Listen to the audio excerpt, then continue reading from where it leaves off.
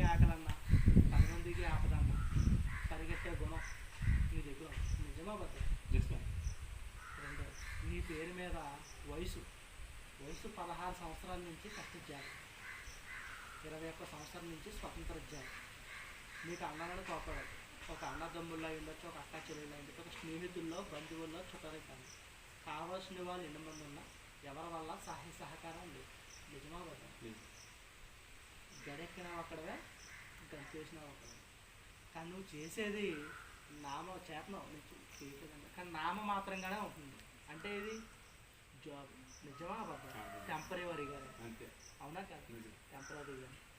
రెండవది, నువ్వు సంపాదించే సంపాదన 5,000 ఉంటే అవసరం వచ్చుకుందా, 10,000 ఉంటే పనికిరానికి వచ్చుకుందా. నిజమా అబద్ధం? రెండవది, నీకు దేవుడు అన్ని శుభ్రం ఉన్నాయి కాదని, వంట శుభ్రం, బట్ట శుభ్రం, తల శుభ్రం ఉంది కానీ కాళ్ళ శుభ్రం ఒకటి తక్కువ. నిజమా అబద్ధం? గుర్తున్న రోజు కడుగుతావు నేను కాదని, అని గుర్తున్న రోజు లోపలికి వెళ్ళిపోతావు. నీకు గతంలో ఒక గండం దాటింది, గుర్తుందా లేదా? నీ పేరు మీద, రాంబాబు పేరు మీద ఒక వాహన ప్రమాదం తప్పింది, నేను గుర్తుందా లేదా? నిజమా అబద్ధం? రెండోది, మీ ఇంట్లో ఒక టైంలో ఆరోగ్య నిమిత్తం ఒకరు ఇబ్బంది పడ్డారు, గుర్తుందా లేదా? మూడు ఏంటో తెలుసా? మీరు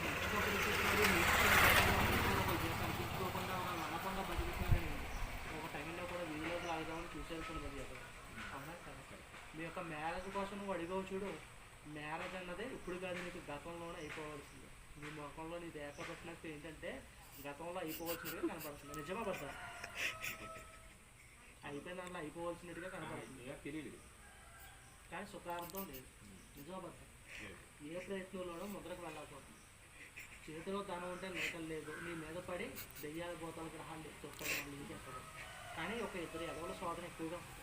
ఎవరో తెలిసేవాళ్ళు తెచ్చినా పేర్లు మనకు వచ్చిన పేర్లు మనకి ఎదుగు కానీ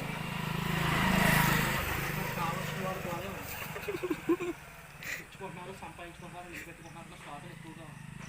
రెండవది, ఏ ప్రయత్నాల్లోనూ ముందరకు వెళ్ళకపోతుంది. నీ యొక్క జాబ్ కోసం ఆమె అడుగుతుడు ఫ్యూచర్ ఎలా ఉంటుందని. నీకు వచ్చే రోజుల్లో మంచి రోజులు ఉంటాయి.